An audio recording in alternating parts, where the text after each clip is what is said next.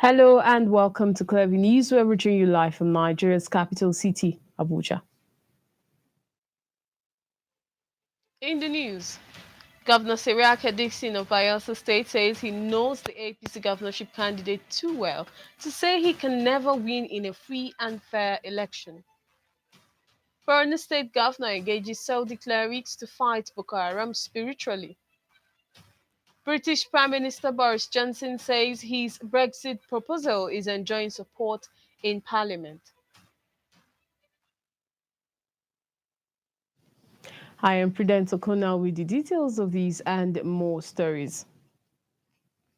Governor Siraki Dixon of Bayelsa State has hit back at the All Progressives Congress National Chairman Adams Oshomole for saying that the APC would defeat Dixon's People Democratic Party in next month's governorship election in the state. The governor claimed that Oshomole did not know the APC governorship candidate David Leon well enough before describing him as the man to beat in the election. Speaking to the media in Ikeja, Lagos State, Seriake, who referred to Oshomole as his good friend, said the APC chairman knows that his party cannot win Bayelsa in a free and fair election. Oshomole had first berated the governor for using what he called unsophisticated language against David Leon. The governor was quoted as saying that one can't imagine that after he has raised the bar with high, then these militants will win. And efforts by the national leadership of the All Progressives Congress to reconcile aggrieved members of the party in Bayelsa State, especially frontline aspirants in the party's concluded governorship primary poll, has hit the brick wall. It was gathered that the National Working Committee, led by Adams Oshomole, was making frantic efforts to reunite the aspirants who faulted the process that led to the emergence of the party's candidate for the November 16th governorship election.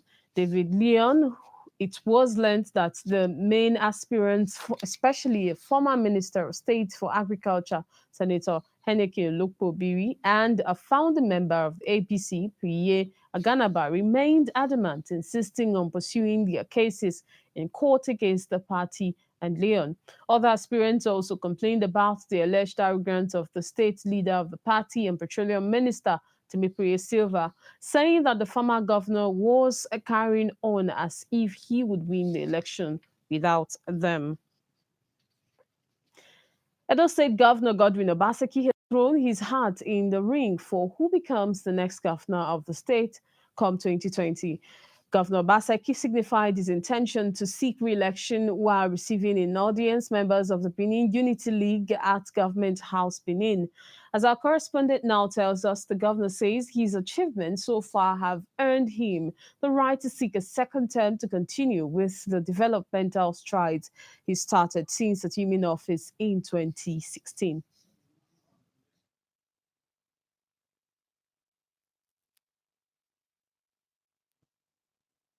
Has a lot of states since he assumed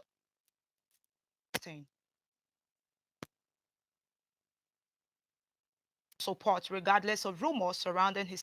For the Benin Unity League, led by its president, Dr. Gregory Osa, Governor Godwin Obaseki has done quite a lot for the people of Edo State since he assumed office in 2016. He has the respect and support, regardless of rumors surrounding his second term in office. We are not unaware of the orchestrated plan in supporters to prematurely pound you out of power despite your achievements. This is why we are here, to add our voice to the millions of Edo sons and daughters of goodwill to say no to such mischief as it is born out of selfish motive. Governor Baseke, while appreciating the solidarity, is full of confidence that he cannot be accused of implementing wrong Is it that, policy. ensuring that you build infrastructure at the right price is not the right thing to do? Is it that building roads is not the right thing to do? Is it that you reduce corruption and try and get more resources of state to work for the people? Is it not the right thing to do? Is paying teachers, strengthening the educational system not the right thing to do? The governor is resolute that he has everything it takes to return in 2020. Second term for me is non negotiable. I am demanding it because I deserve it. I think I've earned it. We need to have it so that we can continue with what we're doing today. If anybody assumes, imagines that I will back off, they must be dreaming. Because it's not my fight. It's not Godwin Obasaki's fight.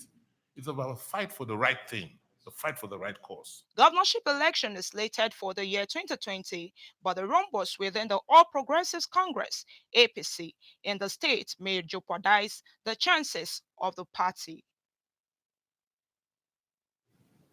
The people of Kogi State on Friday trooped out to welcome the People's Democratic Party (PDP) governorship candidate Musa Wada, his running mate Samaro, to Lokoja, the state capital.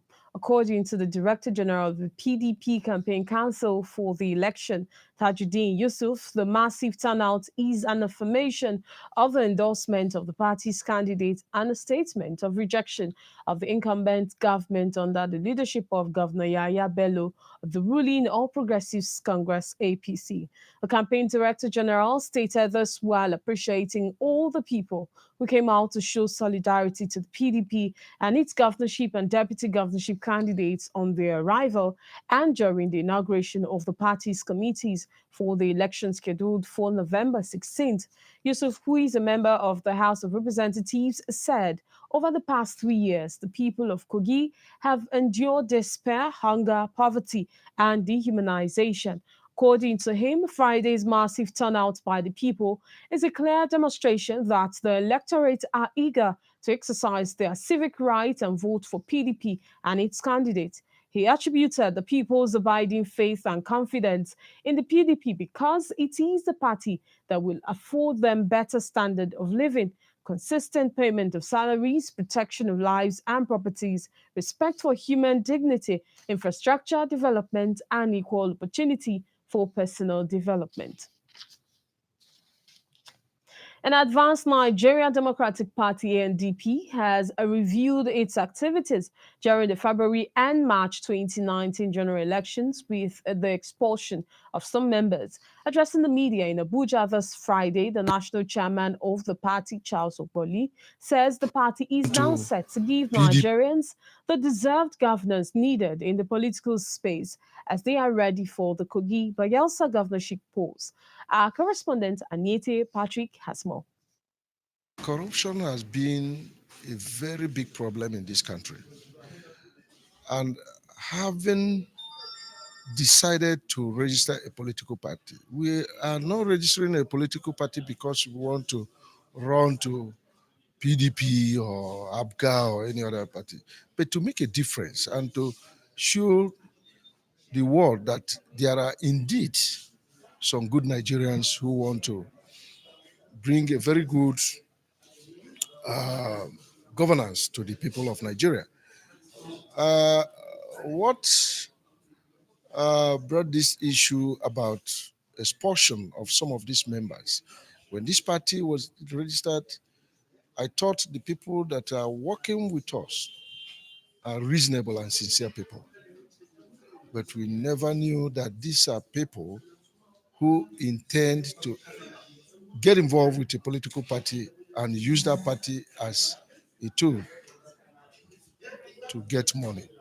The advanced Nigerian political party national chairman, who expressed dissatisfaction with the attitude of politicians at the party level, says he is not a party to corrupt practices and will ensure his party is well represented in the November 16th governorship race in Kogi and Bayelsa State. Yeah, we have candidates in Kogi, we have candidates in Bayelsa. Um, I think we will do better.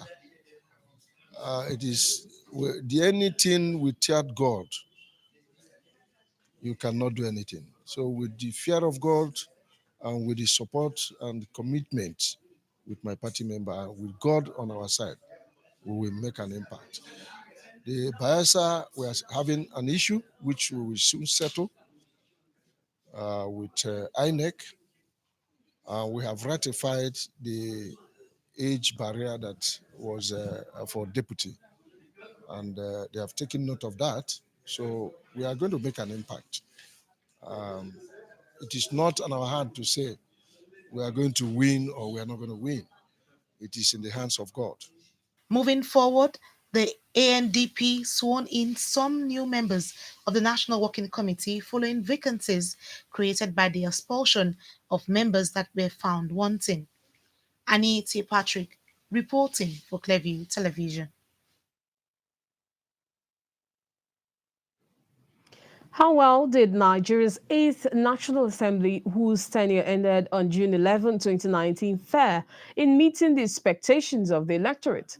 Well, to answer the question, Yaga Africa, through its Center for Legislative Engagement in collaboration with the European Union office in Abuja, has come out with an assessment report on the performance of the outgone National Assembly, former independent and National Electoral Commission Chairman Professor Atahiru Jaga, who led the team of researchers that put the report together, said at its public presentation in Abuja this Friday that the lawmakers' performance was above average and blamed inadequate funding for many of the shortcomings. Clevy TV's Rose Aldo now brings us the details. Presenting the report, Professor Atahiru Jaga, who led the team of researchers on the assessment of the performance of the 8th Assembly, said the 8th Assembly, despite frequent disagreements with the executive arm of government, performed greatly as compared to the previous assemblies. It's very, very important that the issue of integrity comes to bear in the ways in which committees of the National Assembly discharge their oversight responsibilities. And this is important because if they make the process very transparent and open, obviously their work will be more impactful and a lot of value will be added in terms of checking and balancing executive responsibilities as a legislative arm of government. We have also recommended that the National Assembly, the committees of the National Assembly need to create more constructive platforms for engagement with the different stakeholders, including civil society groups, as they discharge their oversight responsibilities. Professor Jega, who lauded the 8th Assembly on speedy passage of bills, also called for improvement in the areas of bill passage, noting that findings by his team showed that most of the bills passed were more in quantity rather than quality, and therefore could not be assented to by the President. Amazing that they were able to introduce about 2,166 bills within that 4-year legislative period, out of which about 515 were passed, and 21 of these are actually constitutional alterations bills, and there are also a few landmark bills. Of course, the Not Too Young to Run bill is all well known. It's a landmark bill. The establishment of the Northeast Development Commission is another landmark bill, and so on and so forth.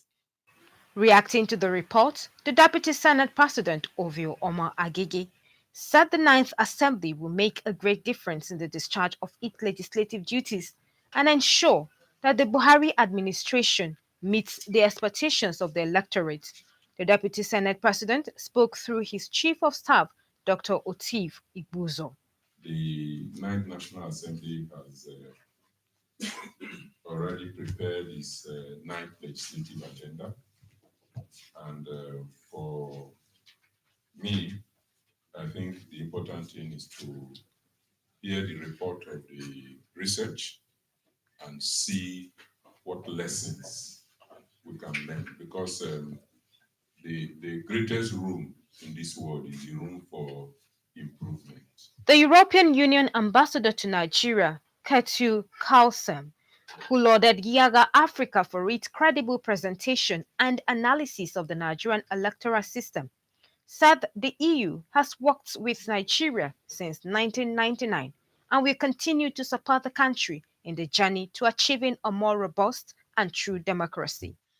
there is an ongoing debate in the European Parliament where there is a very rigorous vetting process of our future leadership as part of the democratic process of making sure that our politicians deliver on their promises.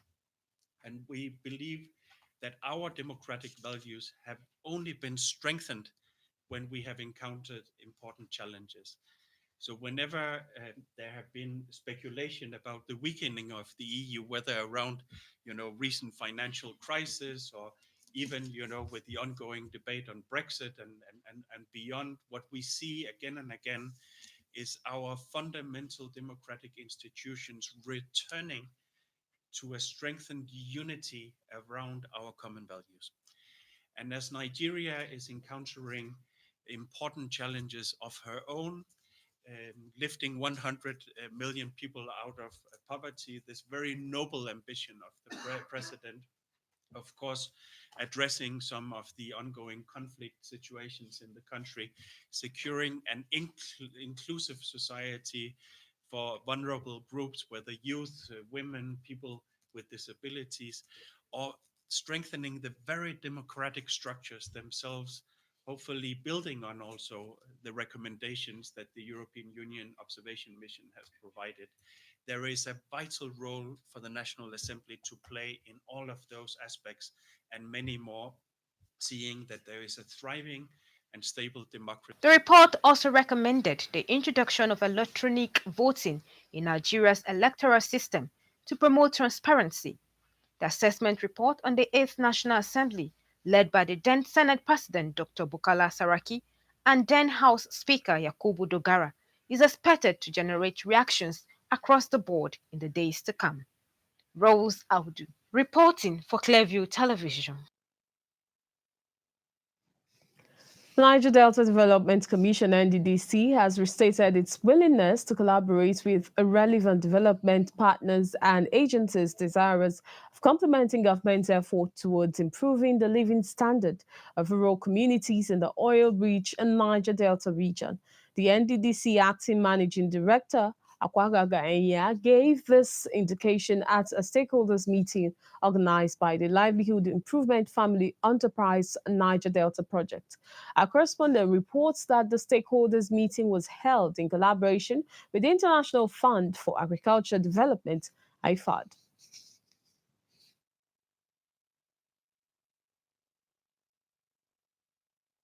The stakeholders meeting is to enlighten member states of the Niger Delta region on their role towards the implementation of the NDDC, IFAD and federal government's $129.17 project named Livelihood Improvement Family Enterprise for Niger Delta. Our role will be to make sure that the resources that are provided are being put to good use, and whenever we can provide the guidance, expertise, we will support. We want to make a difference for the young people, the women, the farmers in the Niger Delta, and you can basically count on it. Apprentices will be brought on board. Now, the program is focusing on 7 commodity areas. Each state is supposed to concentrate on 3 areas, 3 core areas where they have comparative advantage. Acting Managing Director of NDDC said the project is aimed at empowering rural communities of Niger Delta through agriculture. This strategic framework addresses the large and growing number of restless, unemployed youths, especially in rural areas. It seeks inclusion of young people in profitable agribusiness. About 10 local government areas for each of the Niger Delta states are to benefit from the project.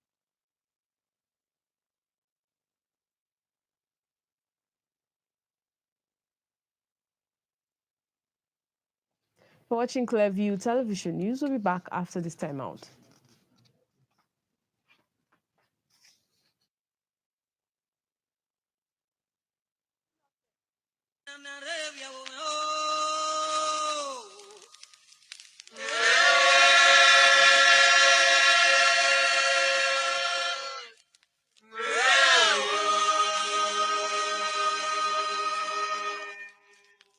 Ikweta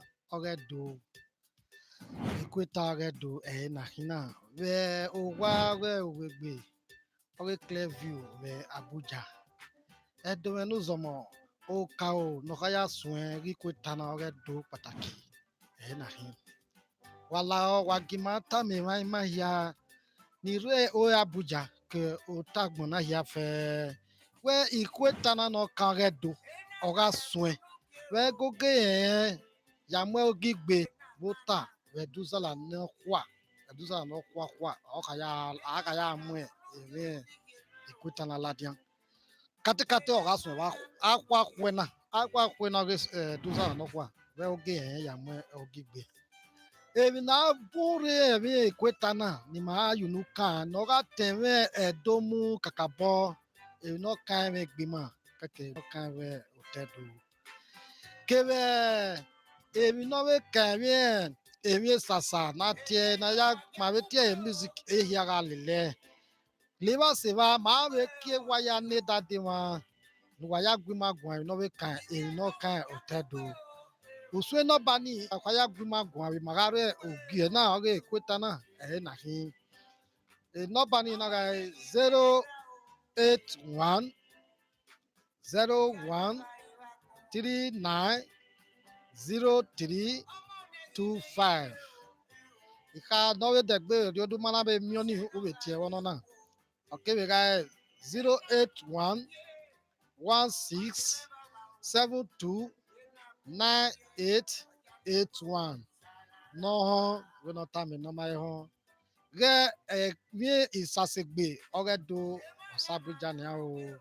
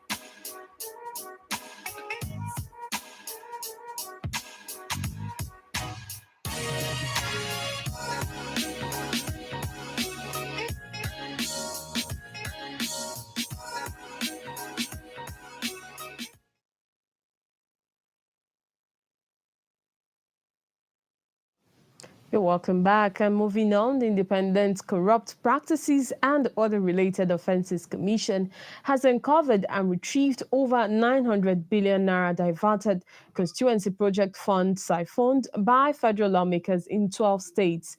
Its commissioner in Kano, Zianu Damusa, revealed on Sunday, Kano, while unveiling members of an anti-corruption group drawn from the 44 local government areas of the state in collaboration with Community for Peace and Corrupt-Free Society, Nigeria. Explained that most of the lawmakers connived with contractors and supervisory federal agencies to siphon funds budgeted for constituency projects meant to enhance the development of their respective communities. According to him, the fight against corruption should not be left alone for ICPC and EFCC. The fight, he said, is a collective responsibility of Nigerians to expose as well as provide useful information on the activities, corrupt practices. Damusa said the commission is in collaboration with different civil society organizations for sensitization, monitoring, and prevention of the need of public to shun corruption. And corruption has become a persistent feature in the human society owing to the mindset of people. And this has its effects in every aspect of the human existence, including the administration of a state, places of worship, among others. The lead pastor, Inspirational Life Church in Gwarimpa, Abuja, Wale Afelumo, says corruption is a cankerworm that has eaten deep into the society as well as the church, and there is need for the church to join hands with the government in fighting the menace. Clevy TV's religious affairs correspondent Chinedu Mbatwebu was at the Inspiration Life Church and now brings us the details.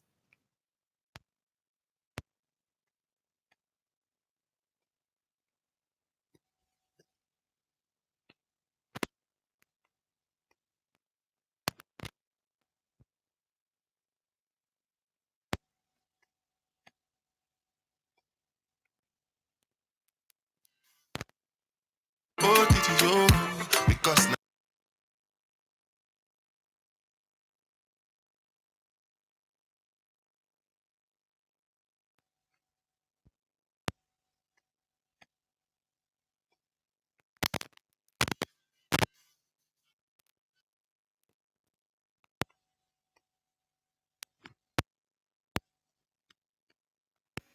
part of measures towards tackling corruption in the body of Christ, the lead minister of Inspirational Life Church, Abuja, believes it takes a deliberate and conscious effort to fight corruption, starting from individuals having the right thoughts and approach to things.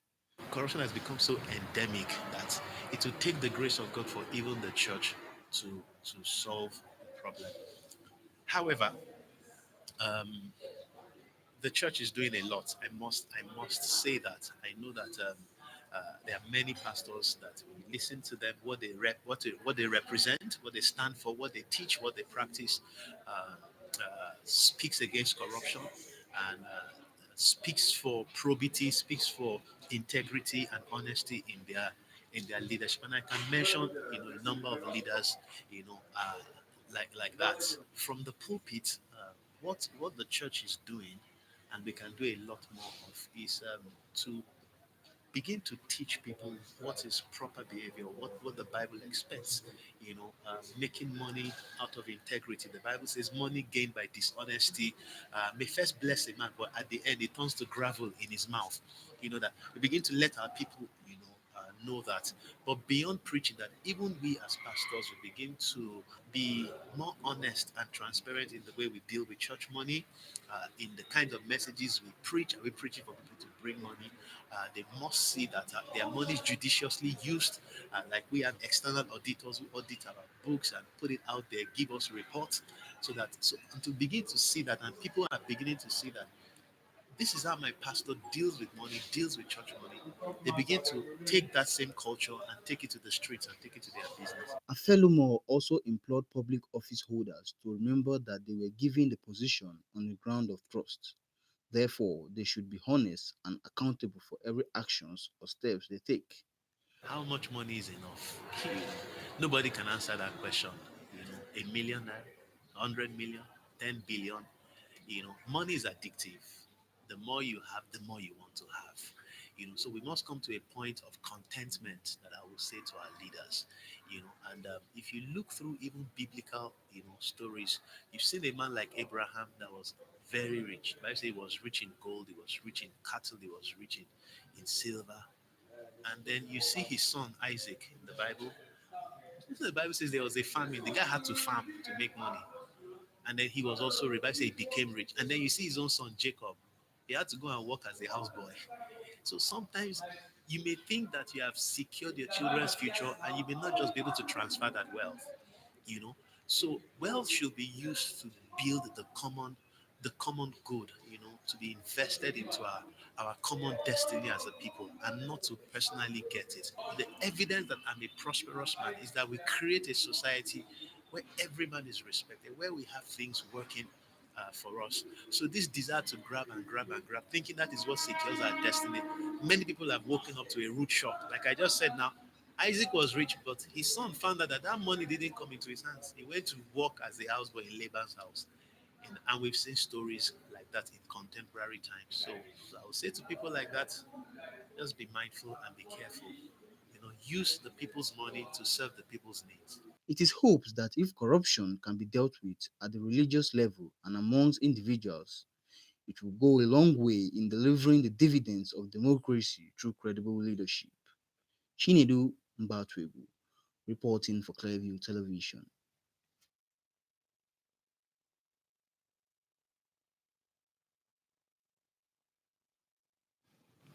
The Nigerian Customs has impounded a vehicle loaded with drugs worth over 120 million naira after it was abandoned by smugglers on site in operatives on patrol. A correspondent reports that the vehicle was seized along Okeogun bordered area of Oyo State with several wraps of cannabis sativa packed inside bags of sawdust.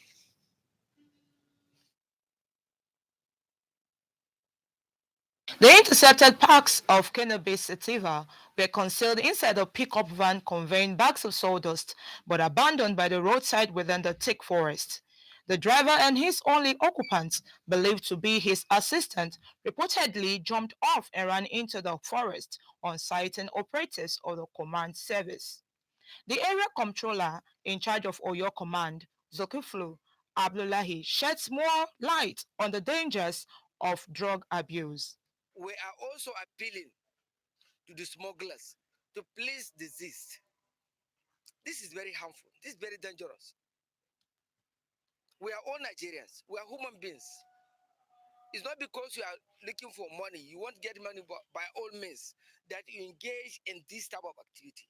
It speaks further on the source of the contraband, how it got into the country, and the street value. This Indian hemp is valued at 159 million 70,000 naira. That's the value of this Indian hemp. Only God has saved us. I know it is the effort of our officers, but it is God. Because only God knows how much damage this could have done to our country had it been they scaled through and entered with this Indian hemp. For preventing it to enter the circulation, I will say kudos to them. We still expect more of this, as Oliver Twist says, because if we should see this one again, at least the society we enjoying themselves. The customs area comptroller puts the total number of pieces of compressed cannabis sativa, otherwise known as India hemp, at 1,417, adding that they were concealed inside 101 bags of sawdust. He assured that investigations is going to apprehend the mastermind. Governor Babagana Zulum of Borno State has signed an agreement with 30 Saudi-based clerics who reside in the city of Makkah, the seat of Islam's holiest mosque, to endlessly pray for the return of peace in Borno. The governor, who has been in Saudi Arabia since last week, had the agreement sealed with the 30 clerics whose responsibility henceforth is to offer prayers and perform daily tawaf, that is circulation around the Holy Kaaba. Muslims believe that prayers offered in the Holy Mosque of Kaaba are speedily granted. The Northeast state has been tormented by Boko Haram insurgency since 2009. More than 20,000 people have been killed by the terrorist group, while millions have been displaced. The Borno governor's quest for spiritual intervention in the unending conflict came days after the Nigeria Chief of Army Staff, Tukur Buratai, declared that ending Boko Haram now requires spiritual intervention. Some Nigerians ridiculed the remarks, highlighting its contradiction to the government's position that Boko Haram has been defeated. And the battle between the leadership of the Nigeria Police Force and the Police Service Commission is becoming too hot to handle. Reports reaching Clearview Television say the Inspector General of Police, Mohammed Adamu, has told the PSC that it has no powers to query the Deputy Inspectors General of Police. We learned that the IGP pointedly informed the PSC in a letter that the DIGs were not under its control, contrary to the Police Service Commission Establishment Act 2001. Among other functions, the Act says the PSC shall be responsible for the appointment and promotion of persons to offices other than the Office of the Inspector General of Police in the Nigeria Police Force, dismiss and exercise disciplinary control over persons other than the IG, and formulate policies and guidelines for the appointment, promotion, discipline, and dismissal of officers of the Nigeria Police Force. Investigation has it indicated that the IGP's letter was informed by the query issued by the PSC to the DIG in charge of training and development, Yakubu Jibrin, for alleged misconduct some weeks ago. An acute shortage of teachers has hit public secondary schools in Kogi State following mass retirement of 507 teachers in the last 2 years. Chairman, Academic Staff Union of Secondary Schools, Ronti Ojo disclosed this in Lokoja on Saturday while speaking at an event organized to mark the 2019 World Teachers' Day. Ojo said that the teachers, mostly from the secondary schools in the state, retired in 2016, 2017, 2017, 2018, and 2018, 2019 academic sessions. He said that 257 of them alone retired during the current academic session, while 74 retired in 2017-2018 academic session. According to him, the development has further compounded the problems of education in the state, calling on the state government to fill the gaps immediately. He lauded ongoing move by the government to recruit more teachers, but pleaded that the 500 teachers recruited in 2015 by the immediate past administration be absorbed in the system. Also speaking at a separate event to mark the day, the state chairman of the Nigeria Union of Teachers, Thomas Ayodele, raised alarm over the vacuum created by the mass retirement at the basic education sector in the state. He expressed displeasure over the attitude of the government to the welfare of teachers and demanded the payment of their outstanding salaries and allowances. The chairman also stressed the need for training of teachers in the state by the government, saying that this was necessary to ensure quality teaching and learning in the public primary and secondary schools. The State Commissioner for Education, Rosemary Osikoya, admitted that the state had about 15,000 teaching vacancies in all secondary schools across the state. Osikoya said that Governor Yaya Bello was aware of the development and had given approval for the recruitment of fresh 3,700 teachers to fill some of the vacancies. And a Nigerian broadcast journalist, Voyi Nwogo, has tasked parents to impress it on their children and words to communicate more in their indigenous languages rather than in foreign languages. Speaking at the grand finale of the second edition of the Ibira language quiz competition in Lokoja, Kogi State, Avoyiwogu, who hails from the state, said reviving local languages is the birth rock to curtailing the negative influences that come with foreign languages and cultures. We have more on the quiz competition.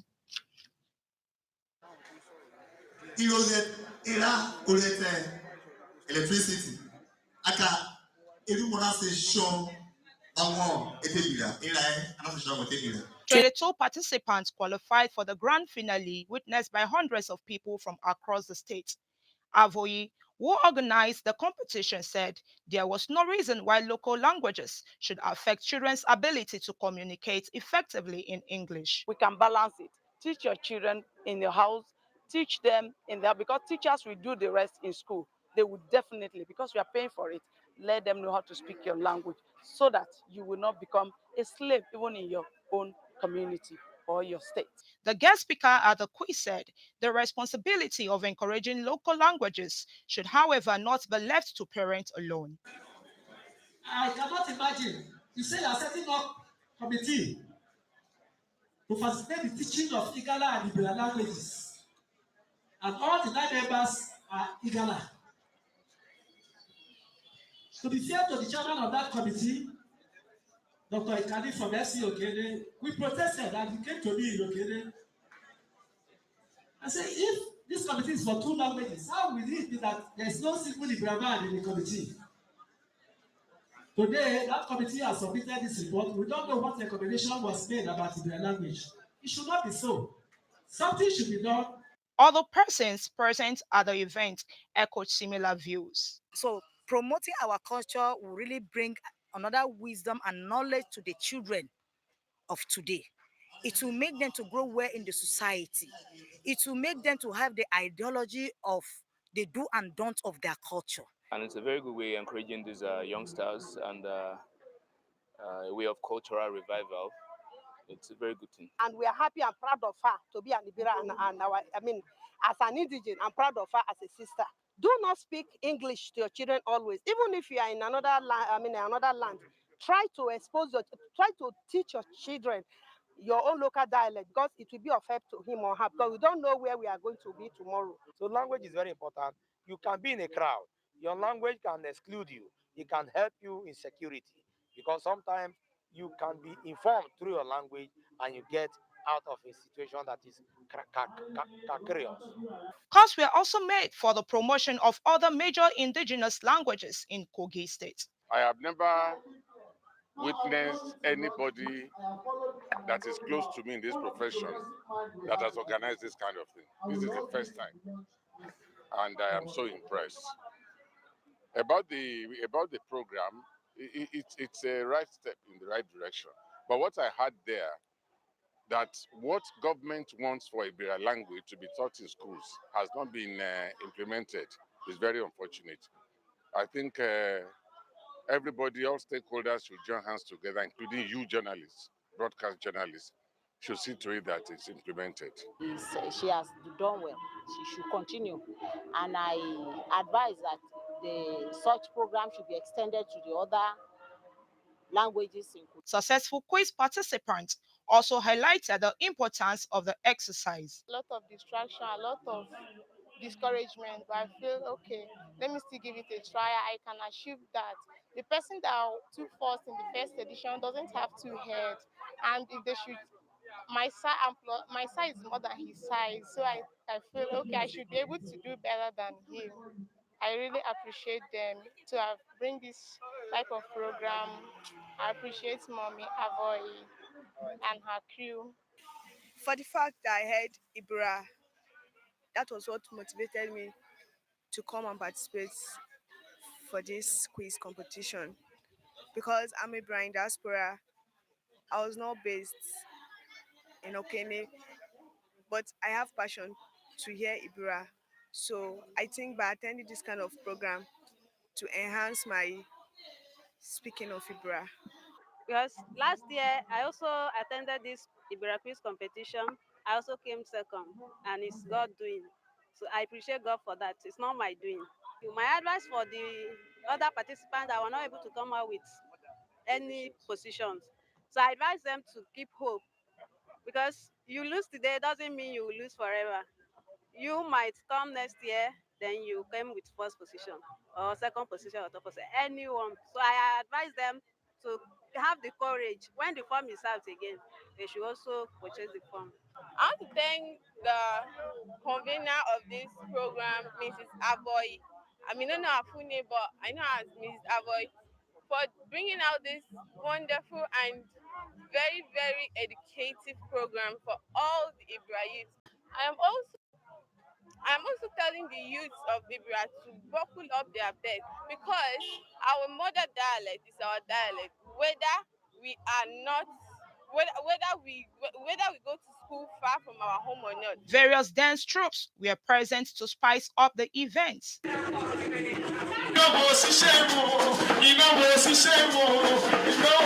quiz organizer promised to go replicate the competition in other languages spoken across the state. She described the protection of Nigerian languages as key to preserving the country's rich and diverse culture. The University of Lagos has emphasized the need for management of universities across the country to intensify efforts in ensuring effective measures to tackle sexual harassment. The Vice Chancellor of the institution, Professor Oluwatoyin Ogundipe, said this in an interview with the newsmen in Lagos. According to him, the issue of sexual marks in the country's university system remains a hydra-headed monster that must be tackled without further delay. Recall that some foremost universities in the country had been in the news in the recent past over cases of sexual harassment by lecturers. Some of the lecturers involved had, however, been found guilty based on established evidence provided by their victims before probe panels, which eventually led to their outright dismissal. He noted, however, that the students on their part must tread with caution. You're watching Clearview Television News. We'll be back after this time out.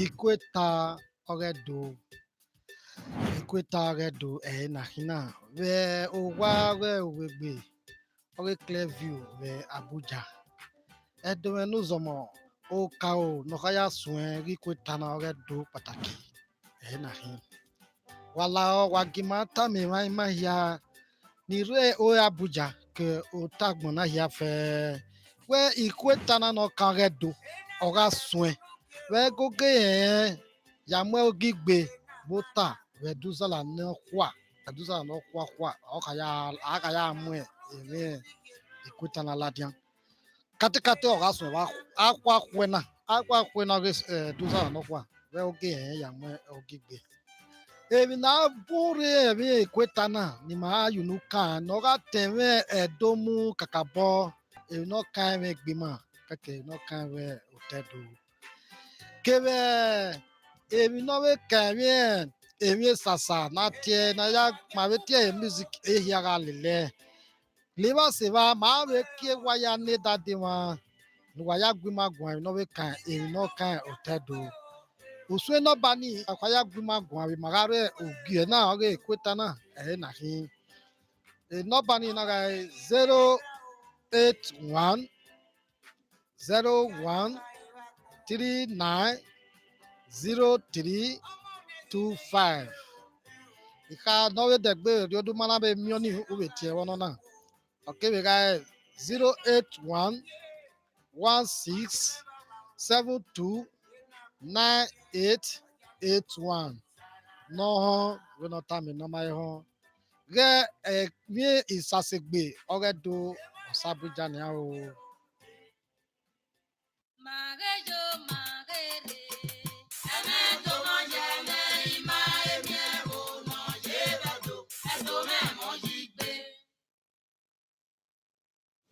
You're welcome back. And on the entertainment scene, wonders they say will never end on the streets of Twitter, as a new feud is brewing between Tiwa Savage and media personality Charles Sanazodo. Okay, guys, the gist is that Charles Sanazodo isn't happy with Tiwa Savage walking past him without saying hello. The media personality and football analyst made this known via his Twitter page on Thursday, October 3rd, 2019.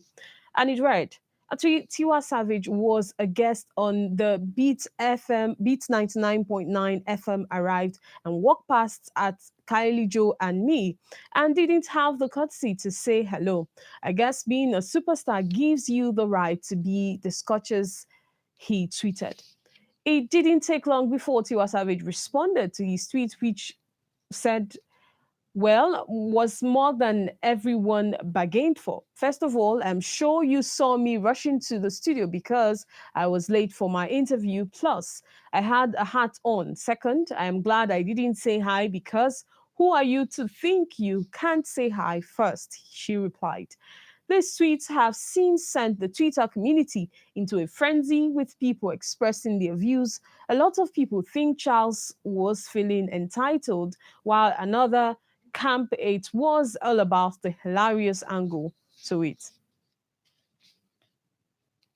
And on the foreign scene, Boris Johnson has claimed his Brexit proposals have picked up support in Parliament as he urged the EU to compromise. Ahead of a crucial summit in less than 2 weeks' time, he insisted a revised agreement was possible if the EU is willing. Latvian Prime Minister Krišjānis Kariņš said a new deal may be a little bit of a long shot, but was certainly possible. Brexit Secretary Stephen Barclay urged the EU to intensify negotiations on the UK's plans. Talks are due to resume on Monday as both parties try to find a new agreement in time for the summit of European leaders on 17th and 18th October. But arrangements for preventing a hard border on the island of Ireland continue to be a sticking point, with the EU calling for fundamental changes to the UK's latest proposals. And Tunisians will go to polls on Sunday, the 13th, to vote in legislative elections amid political and economic challenges. Last month, contenders from Tunisia's major political blocs, including the moderate Islamist Ennahda and secular Nida Tones party, suffered a shock loss in the presidential vote. Two political outsiders, independent academic Kais Said and jailed media mogul Nabil Karoui, are facing off in a presidential runoff scheduled for October 13th. According to experts, Sunday's parliamentary polls are seen as a test for established political parties against the backdrop of challenges from nascent parties and independents. Political analyst Saleheddin Jochi said he expects a new look parliament. The parties which were once in power, including Ennahda, will experience a strong shake. And in contrast, new powers such as Karau's Kalb Twins party will ascend. Jauchis predicted that no bloc would gain an outright majority to form a government on its own, and that there would be a lot of political horse trading to form a government. Tunisia, the birthplace of the 2011 Arab Spring revolts, has been rolled by social unrest and economic hardships in recent years. It has been under pressure from international lenders, mainly the International Monetary Fund, to take drastic measures to revamp its economy. Around 15,000 candidates running on party lists or as independents as are vying for seats in the 217 seats parliament. About 7.2 million people are registered to vote. And thousands of demonstrators gathered in central Kiev on Sunday to protest border autonomy for separatist terrorists, part of a plan to end a war with Russian-backed fighters. Protesters chanted "No to surrender," with some holding placards critical of President Volodymyr Zelensky in the crowd, which police said had swelled to around 10,000 people. The country's 41-year-old president is gearing up to hold his first summit with Russian strongman Vladimir Putin in an effort to revive a stalled peace process to end the 5-year separatist conflict in eastern Ukraine. This week, Ukrainian, Russian, and separatist negotiators agreed on a roadmap that envisages special status for terrorists, if they conduct free and fair elections under the Ukrainian constitution. Zelensky's critics fear that Putin will push the median-turned politician to make damaging concessions in order to retain Moscow's de facto control of separatist regions in eastern Ukraine. Protesters in Kiev's Independence Square said that agreeing to give border autonomy to the self-proclaimed Donetsk People's Republic and Lugansk People's Republic would mean surrendering Ukraine's interests. We are against a betrayal, protester Seig Levensky, 58, told AFP. The provisional agreement of a roadmap was a key condition set by Moscow for a meeting that will be hosted by French President Emmanuel Macron and also involve German Chancellor Angela Merkel. The plan has been dubbed the Steinmeier Formula after the former German Foreign Minister Frank-Walter Steinmeier, who proposed it. You're watching Clearview Television. News up next is sports.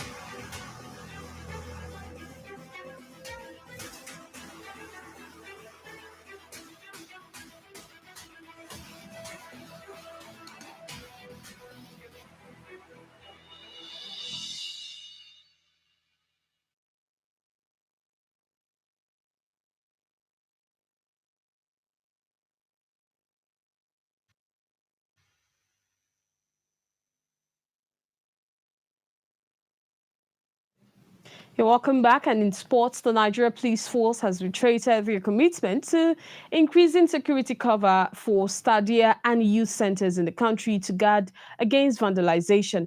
Inspector General of Police Mohammed Adamu gave the assurance at a meeting with the Minister of Youth and Sports Development at the force headquarters in Abuja. Tunde Akpeji, special advisor to Honorable Minister of Youth and Sports, in a press release said Sunday Diary lamented that the stadia built with billions of naira are being vandalized owing to inadequate security, while noting that materials for the planned renovation of the facilities may also get stolen if the appropriate steps are not taken to safeguard them. IGP Adamu stated that all of us are into sports concerning the security and other innovative things you came up with. It is something we have to support 100%. We will create a unit to coordinate all the needs of the ministry for protecting facilities. And that'll be all, but before we go, a look at our top stories. Governor Seriake Dixon of Bayelsa State has hit back at the All Progressives Congress National Chairman, Comrade Adams Oshomole, for saying that the APC would defeat Dixon's People's Democratic Party in next month's governorship election in the state. The governor claimed that Oshomole did not know the APC governorship candidate, David Leon, well enough before describing him as the man to beat in the election. Governor Babagana Zulum of Borno State has signed an agreement with 30 Saudi-based clerics who are residing in the city of Makkah, the seat of Islam's holiest mosque, to endlessly pray for the return of peace in Borno. We also told you that British Prime Minister Boris Johnson has claimed his Brexit proposals have picked up support in Parliament ahead of a crucial summit in less than 2 weeks' time. He insisted a revised agreement was possible if the EU is willing.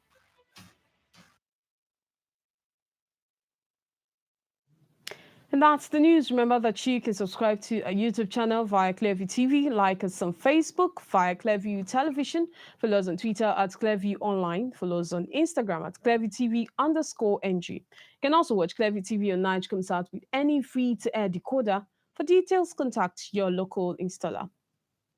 I am Prudence Sokona, and thanks for watching.